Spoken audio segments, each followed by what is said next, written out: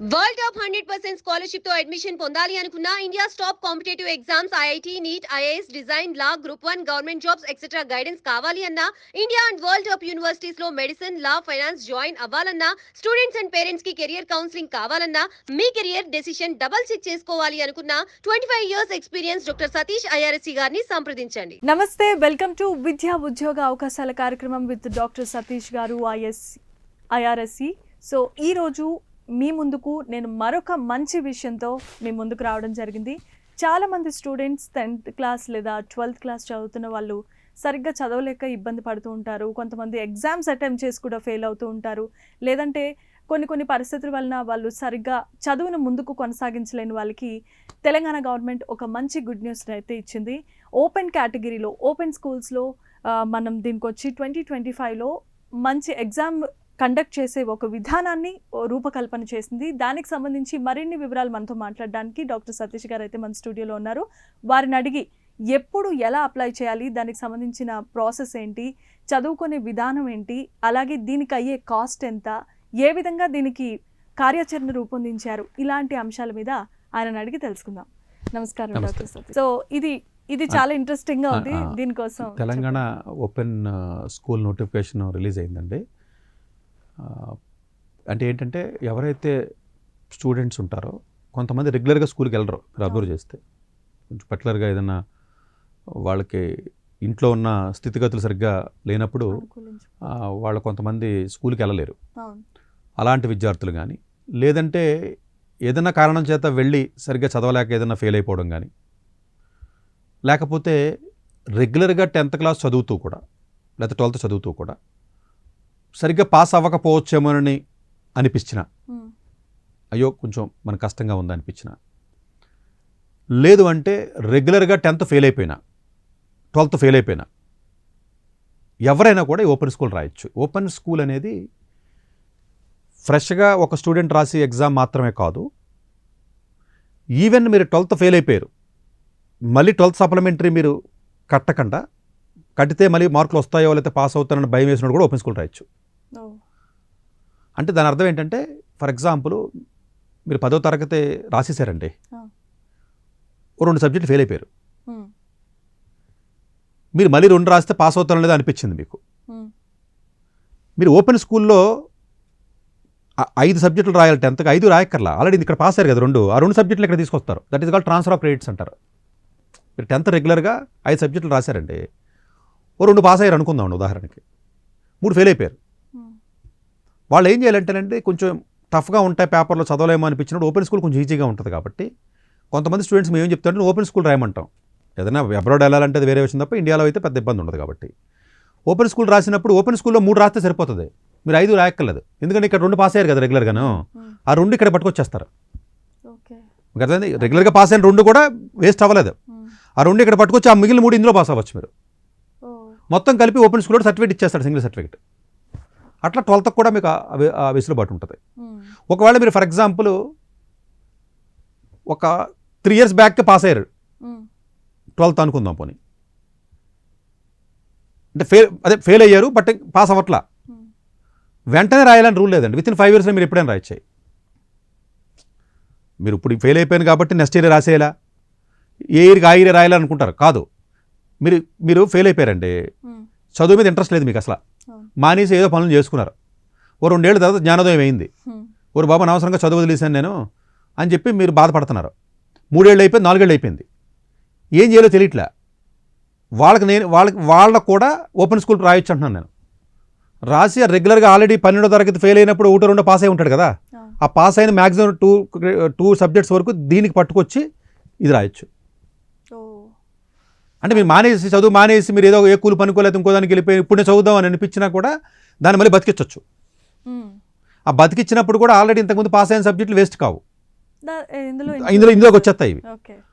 అలాగుంటుంది.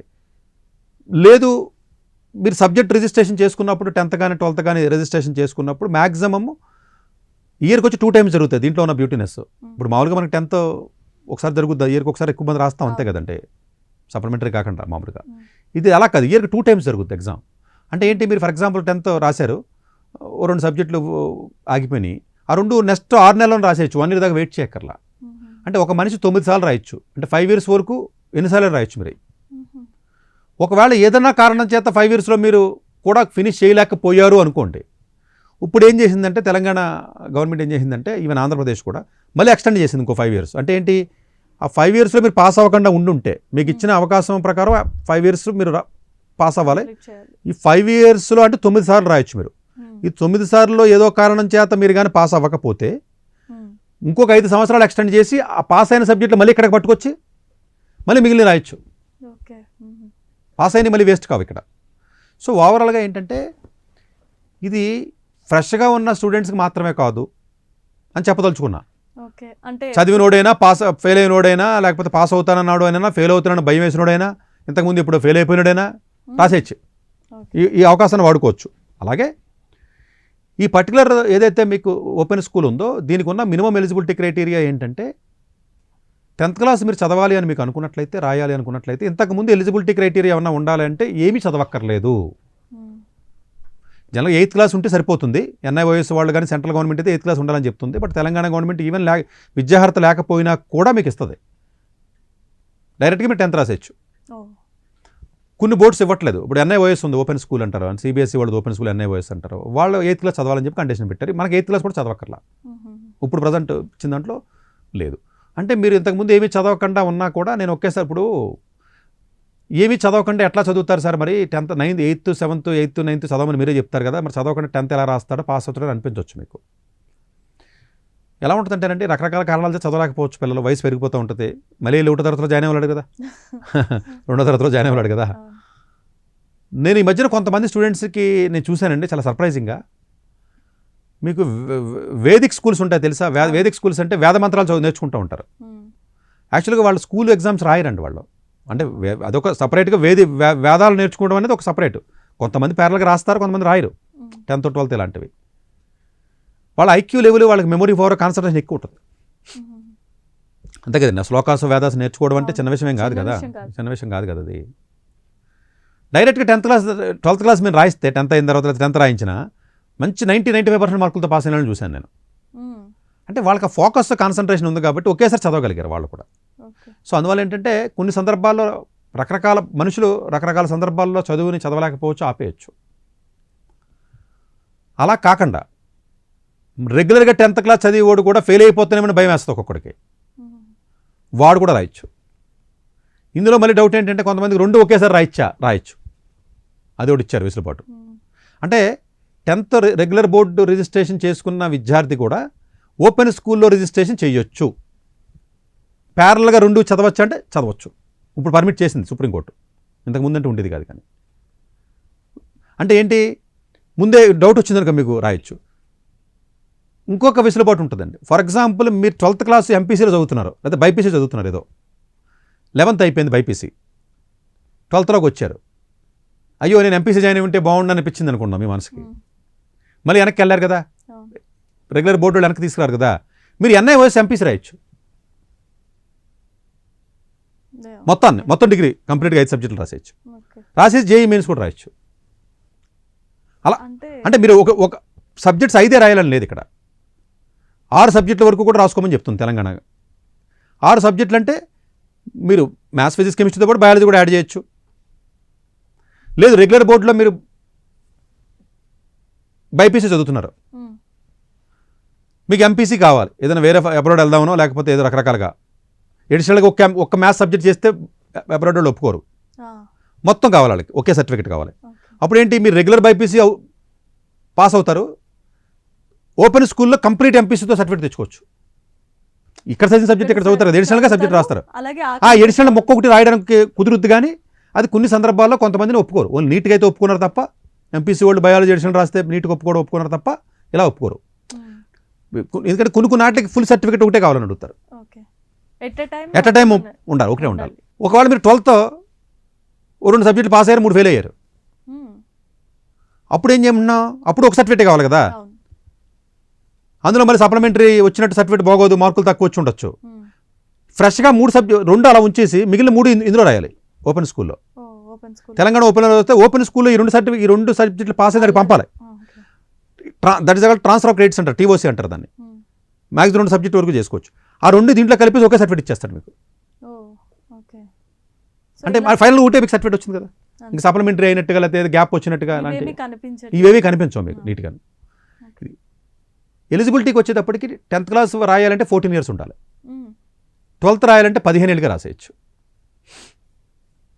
10th minimum age limit. Regular బోర్డులో కొంతమందికి కొంచెం ఎర్లీగా తెలివి ఎక్కువ ఉంది, షార్ప్గా ఉన్నాడు, డైరెక్ట్గా 10th రాసేస్తే బెటర్ 1 year సేవ్ చేద్దామని అనుకుంటే అది అందరికీ రికమెండ్ చేయం. బట్ ఉన్న ఫెసిలిటీ చెప్తున్నాను, ఇది చేయమని కదా నా ఉద్దేశం, అంతే కదా. ఇందులో ఉన్న వెసులుబాటు మీకు చెప్తున్నాను అంతే. నేను మామూలుగా రెగ్యులర్గా సిబిఎస్ఈ బోర్డులో కానీ వేరే బోర్డులో చదివినప్పుడు 15 years వస్తే తప్ప 10th రాయడానికి ఉండదు. ఇలా 14కే ఇస్తున్నారు ఎలిజిబిలిటీ. ఆగస్ట్ 31 కల్లా మీకు 14 వచ్చేసింది అనుకోండి, మీకు ఆటోమేటిక్గా మీకు ఇచ్చేస్తారు. అది అంటే ఏంటి, 1 year ముందే రాసేయచ్చు. మామూలుగా రెగ్యులర్ బోర్డు 15 ఉంటాయి, 14కి రాదు, మీకు 10th రాదు కదా. మనకి 14 ఎక్కడ వస్తుంది 10th? ఇది అలా కదండి, ఓపెన్ స్కూల్లో 14కి రాసేయచ్చు. 14 రాసేసి మళ్ళీ 11th మామూలు స్టేట్ బోర్డులోనో సిబిఎస్ఈలో జాయిన్ అయిపోవచ్చు. ఒక స్టూడెంట్ అంటే కావాలి అనుకుంటే చేయాలని ఉన్న ఫెసిలిటీ చెప్తున్నాను నేను. మీరు 12th రాయాలనుకోండి 15 years మినిమం ఉంటే సరిపోతుంది. అలా అని చెప్పి 10th పాస్ అయిన తర్వాత మినిమం గ్యాప్ 1 year లేకుండా రాయకూడదు, ఎందుకంటే 11th ఉంది కదా మధ్యలో. ఓపెన్ స్కూల్లో 11th ఎగ్జామ్స్ ఉంటాయంటే ఉండవు, మళ్ళీ ఉండవు, డైరెక్ట్ 12th అంతే. అందుగురించి 11th రెగ్యులర్ బోర్డులో మీరు ఫెయిల్ అయిపోయినా, రాంగ్ బ్రాంచ్ తీసేసుకున్నా ఇయర్ వేస్ట్ అయినట్టుగా 12thలోకి వచ్చినప్పుడు ఎన్ఐ వయసు రాసేయచ్చు డైరెక్ట్గా. ఇప్పుడు ఆగస్ట్ 3వ తారీఖు లాస్ట్ డేట్ అంటున్నా, ఎగ్జాక్ట్గా 11th క్లాస్ చదువుతున్న పిల్లలు ఎవరైతే ఉంటారో ఆ 11th అయిపోయింది 12thలోకి వచ్చిన వాళ్ళు, 11th అయిపోయింది 12thలో ఉన్నాడండి వాడు ఇప్పుడు రిజిస్టర్ చేయాలి, చేసి ఆ 11th మొత్తాన్ని వదిలేయచ్చు. అలా వదిలేసి మొత్తం 12th ఒకటే ఎగ్జామ్ అంతే. ఇది 11th 12th కలిపి రాయట్లేదు, ఫిజిక్స్ అంటే ఒక సబ్జెక్ట్ అంతే. డైరెక్ట్గా 12th రాసేయచ్చు 2025కి. ఫస్ట్ అటెంప్ట్లోనే 2 అయిపోతాయి. ఎందుకు అప్పుడు ఇయర్ కూడా వేస్ట్ అవ్వదు కదా వాడికి. 11th అక్కడ చదివాడండి, ఏదో కారణం చేత ఫెయిల్ అయిపోయాడు, సరే చదవలేదు, బ్యాడ్ హ్యాబిట్స్ వచ్చినాయి, ఏదో రకరకాల కారణాలు ఆపేసాడు, లేదా బ్రాంచ్ అని వస్తుంది వాడికి. ఆడేదో సిఈసీ జాయిన్ అయిపోయాడు, ఇప్పుడు నేను ఎంపీసీకి వెళ్ళాలనిపించింది వాడికి.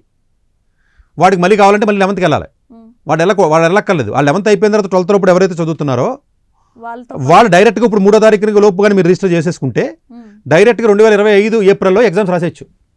ఏంటి, డైరెక్ట్గా 12th రాస్తాడు. ఇంకా 11th అవసరం లేదండి, ఇంకా 11th ఉండదు ఇక్కడ. అంటే మీకు ఏమైందప్పుడు ఇయర్ వేస్ట్ అవ్వలేదు, మీకు మీ ఇష్టం అండి. ఇయర్ వేస్ట్ అవ్వదు, బ్రాంచ్ మార్చుకోవాలంటే మార్చుకోవచ్చు, ఫెయిల్ అయిపోతాడు భయం ఉన్నవాడు మార్చుకోవచ్చు. 11th ఆల్రెడీ ఫెయిల్ అయిపోయినాడు ఉంటాడు, మార్కులు తక్కువ. ఇప్పుడు 11th మార్కులు పడిపోయినాయండి, కొంతమంది దగ్గర వస్తారు 50% ఉంటారు, 60-55. ఇంకా అది పెరగదు, పబ్లిక్ ఎగ్జామ్ కదా, అది పెరగకపోతే డేంజర్ ఫ్యూచర్లో. ఇంకా అప్పుడు ఏం చేయాలి చెప్పండి, ఒరే మళ్ళీ 11th చదవమంటాం, మళ్ళీ చదువు 1 year వేస్ట్. ఆ మొత్తం ఎటు కాకుండా పనికి రాకుండా దాన్ని డస్ట్బిన్లో పాడేసి ఫ్రెష్గా 12th డైరెక్ట్ రాసేయచ్చు మీరు. అప్పుడు మీకు అడ్వాంటేజ్ ఏంటి, 11thలో జరిగిన నష్టం మీకు ఇక్కడ రిపీట్ అవ్వలేదు కదా. ఇప్పుడు 11th వీక్ పెర్ఫార్మెన్స్ ఉండే ఆప్షన్స్ అండి.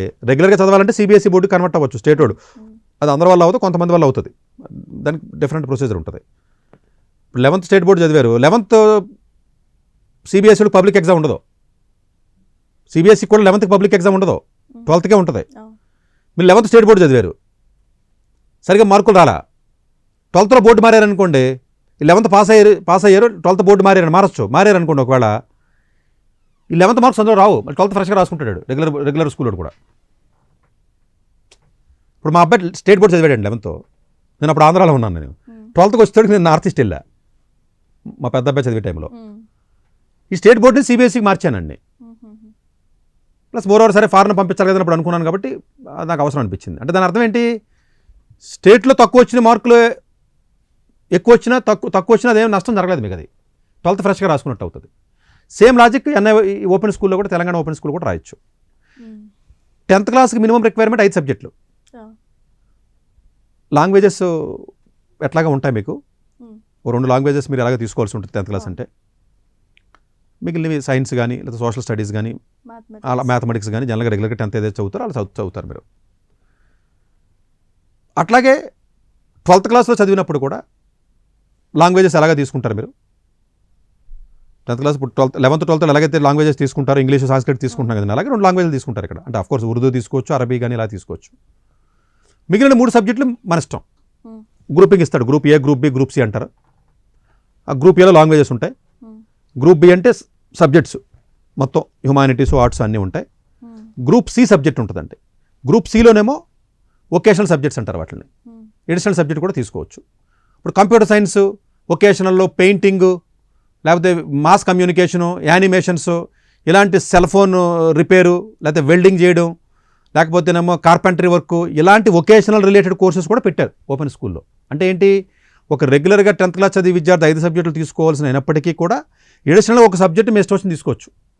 ఆ ఒకటి మీరు ఏది నేర్చుకోవాలనిపిస్తే అది నేర్చుకోవచ్చు.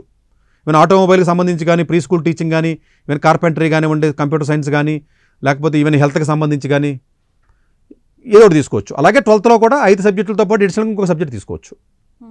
అంటే ఏమవుతుంది, మీకు ఏంటంటే ఓపెన్ స్కూల్లో కూడా మీకు అంతే ఫ్లెక్సిబిలిటీ ఇచ్చాడు. రెగ్యులర్ బోర్డులో ఏదైతే, ఇంకా రెగ్యులర్ బోర్డులోనే 6వ సబ్జెక్ట్ రిజిస్ట్రేషన్ చేస్తున్నట్టు ఒప్పుకోరేళ్ళు. మీరు ఎప్పుడైనా 11th స్కూల్కి వెళ్ళారనుకో, నారాయణ చైతన్య కానీ ఇలాంటి వాటికి, సార్ నేను ఎంపీసీ చదువుతున్నాను కదా, బయాలజీ ఒకటి నాకు యాడ్ చేయండి అంటే చేయరాళ్ళు. యాక్చువల్గా చేసి ప్రొవిజన్ ఉన్నా చేయరాళ్ళు, మాకెందుకు తలనొప్పి అంటాడు. ఓపెన్ స్కూల్ వాళ్ళకి అలా ఇబ్బంది లేదు, మీరు రిజిస్ట్రేషన్ చేసుకున్నప్పుడు మీరు చేసేయచ్చు. అంటే మీరు డైరెక్ట్గా చేసేసుకోవచ్చు.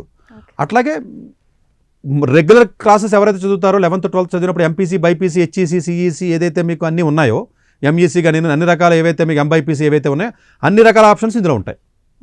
సో నోటిఫికేషన్ మీకు రిలీజ్ అయింది 8th మంత్ రిలీజ్ అయినప్పటికీ లాస్ట్ డేట్ వచ్చి October 10వ తారీఖు కాబట్టి డెఫినెట్గా అది చేయొచ్చు. దీనికి కూడా మళ్ళీ రీకౌంటింగ్, రీవెరిఫికేషన్, ఎగ్జామినేషన్ జరగడం, ప్రాక్టికల్స్ జరగడం అన్నీ ఉంటాయండి. ఇప్పుడు ఎలా ఉంటాయంటే జనరల్గా ఇప్పుడు రిజిస్ట్రేషన్ చేసుకున్నప్పుడు ఒక 1500 రూపాయలు ఎంతో ఉంటుందండి. ఫస్ట్ రిజిస్ట్రేషన్ ఫీజు 300 రూపాయలు ఉంటుంది, 10th అయితే 150 ఉంటుంది, 12th అయితే 300 రూపీస్. డైరెక్ట్గా 5 సబ్జెక్ట్స్ రిజిస్ట్రేషన్ చేసుకుంటే 1500 అంతా ఉంటుంది. చూడండి, అంతే 2000 రూపీస్ అంతే. ఆథరైజ్డ్ సెంటర్స్ ఉంటాయండి. ఈ రిజిస్ట్రేషన్ చేసుకున్నప్పుడు ఆన్లైన్లో రిజిస్టర్ చేసుకుంటారు కదా, స్కూల్స్ కొన్ని ఆథరైజ్డ్ సెంటర్స్ ఇచ్చారు వాళ్ళు తెలంగాణ. ఆ సెంటర్కి ఒక కోడ్ ఉంటుంది.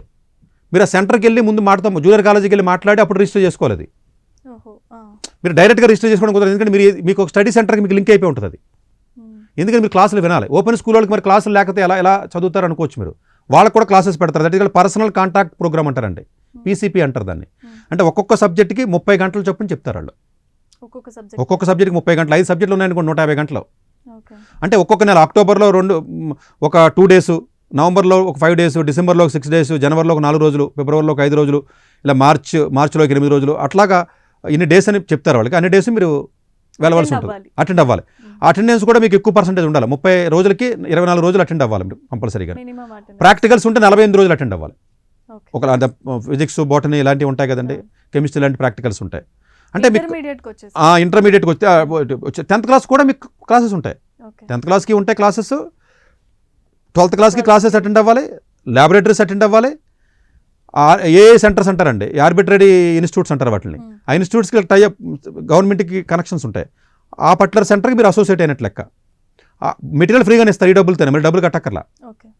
అంటే మీరు మొత్తం కలిపితే ఒక 5,000-10,000 కూడా అవ్వదండి. ఇది మొత్తం తక్కువ అమౌంట్తో మీకు అయిపోతుంది. ఎవరైతే జాబులు చేసుకుంటారో లేకపోతే మామూలుగా ఉంటారో, సో అలాంటి విద్యార్థులు ఎవరైతే ఉంటారో, ఫెయిల్ అయిపోయి, ఇప్పుడు ఏదో రకంగా ఫెయిల్ అయిపోయి చదువు మీద ఇంట్రెస్ట్ లేక ఏదో పనికి వచ్చేసాడండి ఎవడను, ఇప్పుడు చదవాలనిపించింది అనుకోండి, ఇప్పుడు వెళ్ళి దాన్ని బతికించవచ్చు పాతదాన్ని. అది ఇంతకుముందు ఆ ఫెసిలిటీ ఇప్పుడు ఉంది. సో అట్లాగే ఈ పాస్ మార్కులు కూడా 35% అంతే, 40-50% కాదు. మామూలుగా మిగతా అలాగే 35% మార్క్స్ ఉంటాయి. ఈ క్లాసెస్ కూడా చాలా పర్ఫెక్ట్గా మామూలుగా కొన్ని సెంటర్లో రన్ చేస్తారు. మార్నింగ్ 9:30 to ఈవినింగ్ 4:30 అట్లా రన్ చేస్తారు. ఈ ప్రాక్టికల్స్ అవి ఉంటాయి. ఇవన్నీ అటెండ్ అయ్యి మీరు చేసుకోవచ్చు. ఒకవేళ ఎడిషనల్ సబ్జెక్ట్ రిజిస్ట్రేషన్ చేసుకోవాలన్నా కూడా 6 కాకుండా ఇంకో 7వ చేసుకోవాలన్నా కూడా వెసులుబాటు ఇచ్చారు వాళ్ళు, ఎక్స్ట్రా చదవాలన్నా కూడా మీరు ఏదన్నా. సో ఓవరాల్గా ఏంటంటే ఓపెన్ స్కూల్ అనేది మరి ఇండియాలో మిగతా చోట అప్లై చేయడానికి, డిగ్రీ అప్లై చేయాలని, ఇంజనీరింగ్ రాయాలన్నా ఎలిజిబిలిటీ ఉంటుందా లేదని డౌట్ ఉంటుంది కొంతమంది, ఇది అసలు వ్యాలిడే కాదని. ఓపెన్ స్కూల్లో చదివిన విద్యార్థులు ఎవరైతే ఉంటారో వాళ్ళందరూ కూడా భారతదేశంలో ఎలాంటి కోర్సుకైనా అండర్ గ్రాడ్యుయేషన్కి అప్లై చేయొచ్చు, ఎలిజిబుల్. ఫారెన్ కంట్రీస్ వెళ్ళాలి అనుకుంటే దీనికంటే కొంచెం బెటర్ NIOS అంటాం మనం, CBSE వాళ్ళది ఓపెన్ స్కూల్ అది. NIOS రాసినట్లయితే ఈవెన్ వేరే కంట్రీస్ కూడా వెళ్ళొచ్చు. ఏపీ తెలంగాణ స్కూల్లో వెళ్ళకూడదంటే వెళ్ళొచ్చు, కానీ బట్ దీనికంటే దానికి కొంచెం బెటర్ వాల్యూ ఉంటుంది. ఓపెన్ స్కూల్ అంటే CBSE ఓపెన్ స్కూల్ని NIOS అంటారు. సో ఇండియన్ గవర్నమెంట్ ప్రకారం గవర్నమెంట్ జాబ్స్కి కానీ, హయ్యర్ స్టడీస్కి కానీ, JEE ఎగ్జామ్ రాయాలన్నా, నీట్ ఎగ్జామ్ రాయాలన్నా, ఏ కాంపిటేటివ్ ఎగ్జామ్ రాయాలన్నా పర్ఫెక్ట్గా 100% ఎలిజిబుల్. అలాగే పర్సంటేజ్ కూడా దాంతో సమానంగానే చూస్తారు. ఇప్పుడు MBAకి వెళ్ళాలి IIMsకి 12% 90% కావాలన్నాడు. ఓపెన్ స్కూల్లో 90 వచ్చినా, రెగ్యులర్లో 90 వచ్చినా, CBSEలో 90 వచ్చినా 3 సమానమే వాళ్ళకి. ఇది ఓపెన్ స్కూల్ కదా తక్కువ అని చెప్పి ఏమి చూడరు. సో ఓవరాల్గా ఒకే విద్యార్థి 2 ఎట్ అ టైం రిజిస్ట్రేషన్ చేయొచ్చు అంటే చేయొచ్చు. ఇది చాలా ఇంపార్టెంట్ పాయింట్. అది ఇంతకుముందు ఉండేది కాదు. అది అంటే మీరు రెగ్యులర్ 12th చదువుతున్నారో 12th మళ్ళీ ఓపెన్ స్కూల్ కూడా రిజిస్టర్ చేసేయచ్చు. అది 2 సర్టిఫికేట్లో ఏ సర్టిఫికేట్ ఎక్స్ట్రా అవుతే దాన్ని వాడుకోవచ్చు. అది కూడా ఉంది. మీరు ఒకటి యూజ్ చేసుకోవచ్చు. వాళ్ళకి ఇన్ఫామ్ చేసి నేను ఈ సర్టిఫికేట్ అంటే సరిపోతుంది.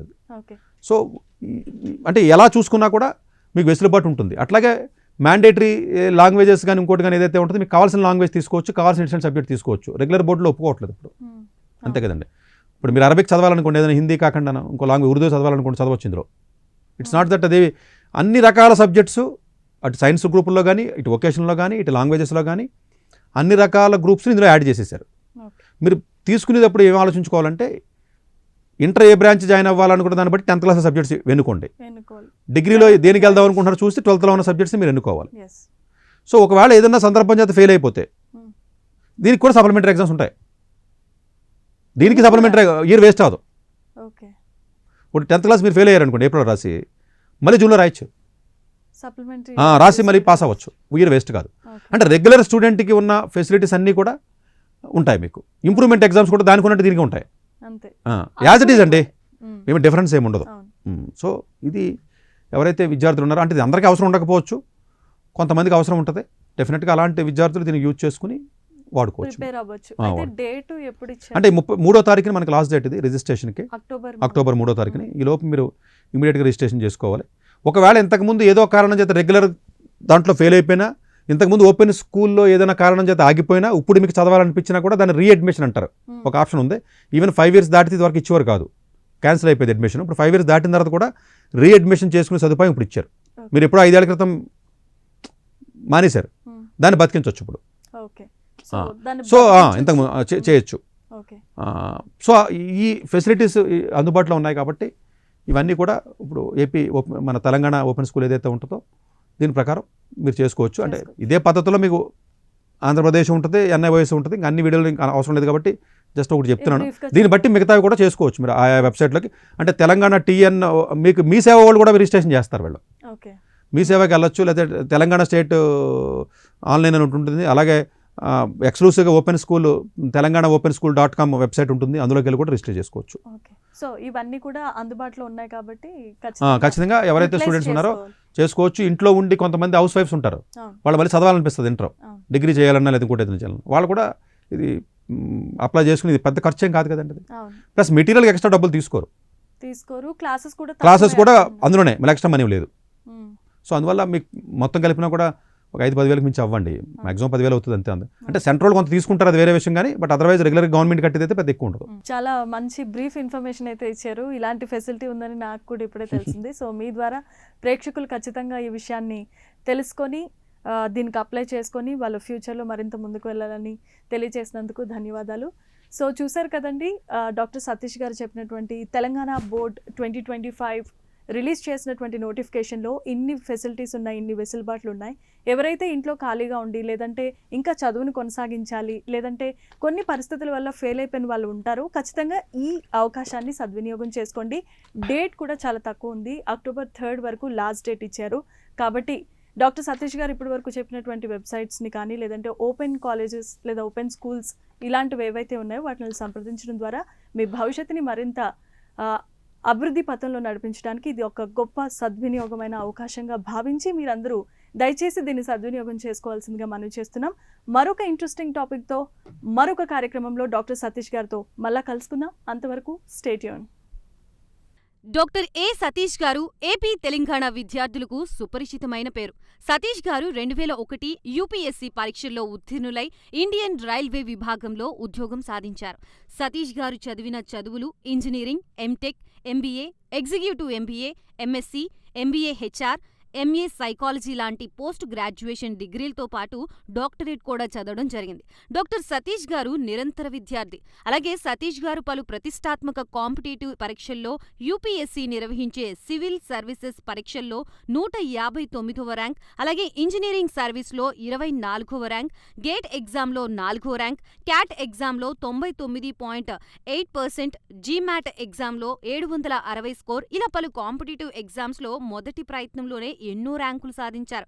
ఇన్ని క్వాలిఫికేషన్స్, డిఫరెంట్ కాంపిటేటివ్ పరీక్షల్లో ర్యాంకులు సాధించిన వ్యక్తులు మన ఇండియాలో చాలా అరుదని చెప్పాలి.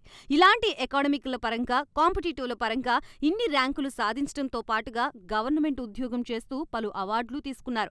సతీష్ గారికి జనరల్ మేనేజర్ అవార్డు జోనల్ లెవెల్లో, ఆల్ ఇండియా లెవెల్లో నేషనల్ లైఫ్ టైమ్ అచీవ్మెంట్ గుర్తింపులు దక్కాయి. అప్రిసియేషన్ ఆఫ్ ప్రెసిడెంట్ ఇండియా నుంచి గాని life time Seva Sri award from Andhra Pradesh మంత్రుల నుంచి అందుకున్నారు. వీటితో పాటు పలు రకాల అవార్డులు అందుకున్నారు. ఎన్నో ప్రతిష్టాత్మక ఆర్గనైజర్స్ సంస్థలో పర్మనెంట్ మెంబర్గా ఉన్నారు.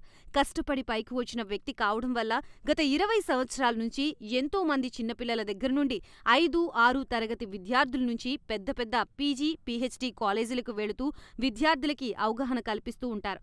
ప్రతి విషయంపైన డాక్టర్ సతీష్ గారు స్పష్టమైన అవగాహన కలిగి ఉన్నారు. డాక్టర్ సతీష్ బలంగా నమ్మే సూత్రం ఏంటంటే అవేర్నెస్ ఈజ్ ఎవ్రీథింగ్. మనిషికి అవేర్నెస్ ఉంటే ఏదైనా సాధించగలరు.